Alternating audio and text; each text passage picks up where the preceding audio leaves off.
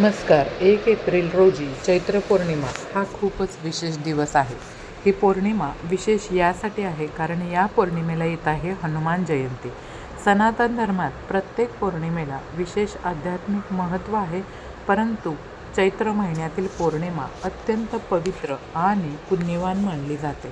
चैत्र पौर्णिमेचा हा पवित्र दिवस भगवान विष्णू, चंद्रदेव आणि विशेषतः भगवान हनुमानजींच्या पूजेसाठी अत्यंत शुभ मानला जातो.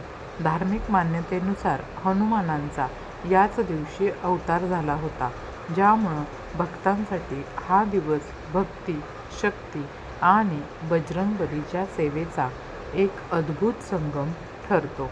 तर या दिवशी ही चैत्र पौर्णिमा बुधवार 1 एप्रिल रोजी सकाळी 7:06 सुरू होईल आणि गुरुवार 2 एप्रिल रोजी सकाळी 7:41 संपेल.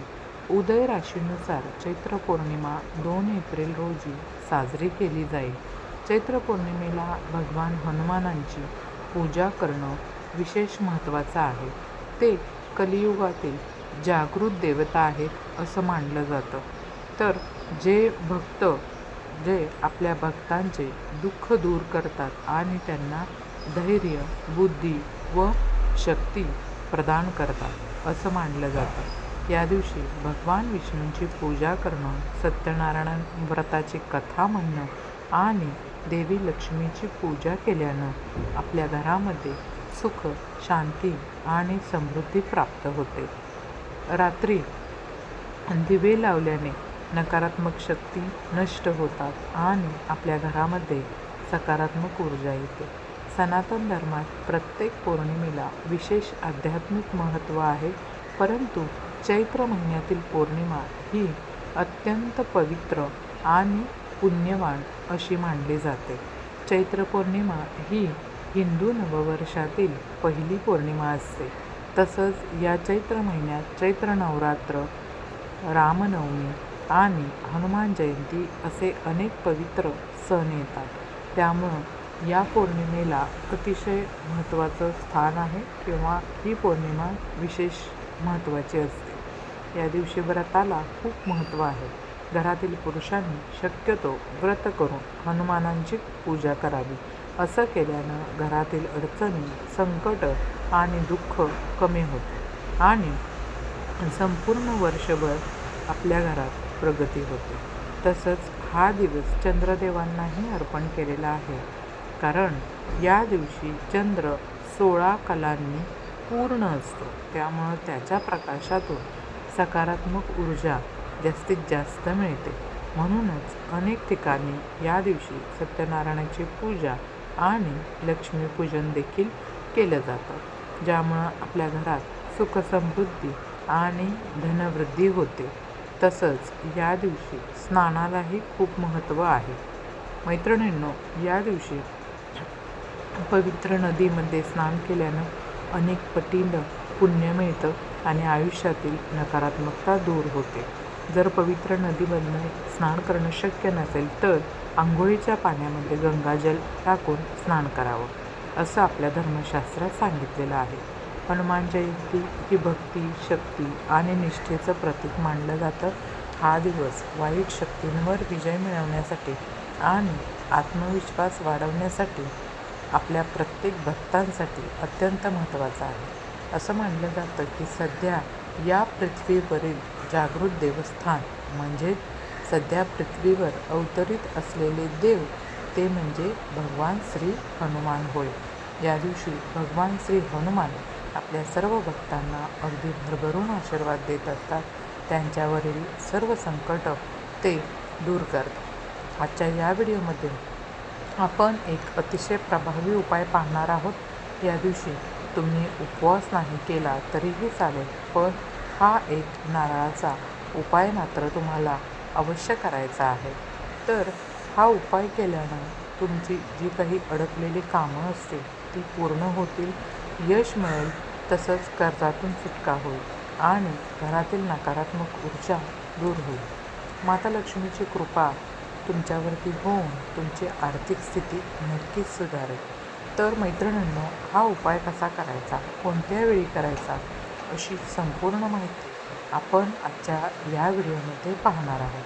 त्यासाठी व्हिडिओ संपूर्ण नक्की पहा आणि व्हिडिओ शेवटपर्यंत नक्की पहा.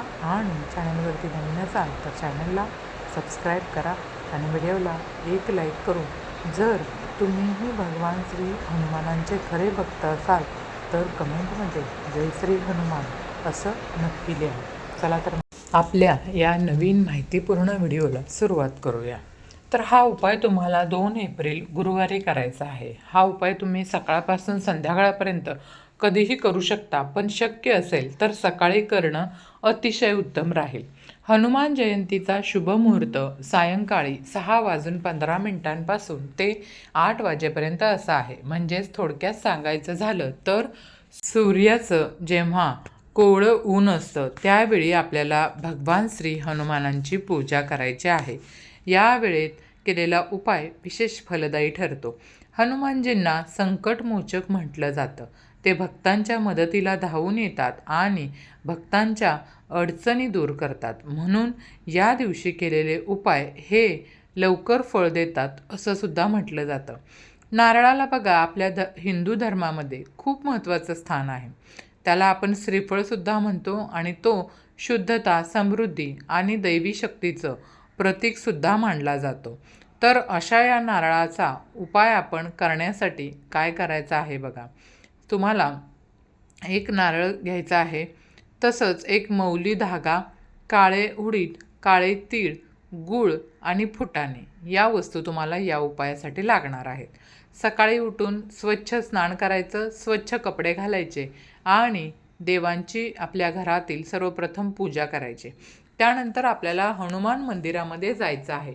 तिथं चमेलीच्या तेलाचा दिवा लावायचा, रुईच्या पानांची माळ हनुमानजींना अर्पण करायची आणि उडीद, तीळ, गूळ, फुटाणे हनुमानजींना अर्पण करायचे.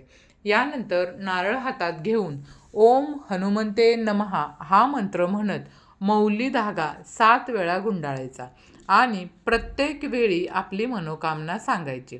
त्यानंतर तो नारळ हनुमंतांना अर्पण करायचा आणि तिथं बसून हनुमान चालिसाचं पठण करायचं आहे. जर तुम्हाला शक्य असेल तर या दिवशी 111 वेळा हनुमान चालिसा म्हटलं तर खूप चांगलं. पण 111 वेळा हनुमान चालिसा हनुमान जयंतीच्या दिवशी वाचलीत तर आपल्या मनातील कितीही कठीणातील कठीण इच्छा असेल तर ती लवकरात लवकर पूर्ण होते असा अनेक लोकांचा विश्वास आहे. आपल्याला शक्य असेल तर 111 वेळा नक्की वाचा किंवा नक्की पठण करा. आता दुसरा उपाय लक्ष्मी प्राप्तीसाठी आहे.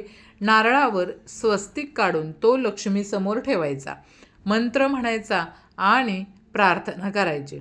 आता बघा, दुसऱ्या दिवशी काय करायचं, तो नारळ जो आहे तो मंदिरात अर्पण करायचा किंवा तुमच्या घराचं जे प्रवेशद्वार आहे त्या प्रवेशद्वाराजवळ सुद्धा तुम्ही हा नारळ ठेवू शकता. याशिवाय शनिदोष किंवा कर्ज असेल तुम्हाला तर तुम्ही काय करायचं आहे, पिंपळाच्या झाडाखाली या पौर्णिमेच्या दिवशी दिवा लावायचा आहे आणि ओम हनुमंते नमः हा मंत्र 108 वेळा जप करायचा आहे. याचा तुम्हाला नक्कीच फायदा होईल. हे सर्व उपाय तुम्ही जर श्रद्धेने केले तर त्याचे नक्कीच चांगले परिणाम तुम्हाला मिळतील. तर मैत्रिणींनो, जर तुम्हाला हा माहितीपूर्ण व्हिडिओ आवडला असेल, व्हिडिओतील माहिती आवडली असेल तर चॅनेलला लाईक, शेअर, सबस्क्राईब करा आणि तुमच्या जास्तीत जास्त मित्रमैत्रिणींसोबत हा व्हिडिओ शेअर करायला विसरू नका. तर पुन्हा भेटूया अशाच नवनवीन माहितीपूर्ण व्हिडिओमध्ये. तोपर्यंत धन्यवाद. श्री स्वामी समर्थ. जय जय.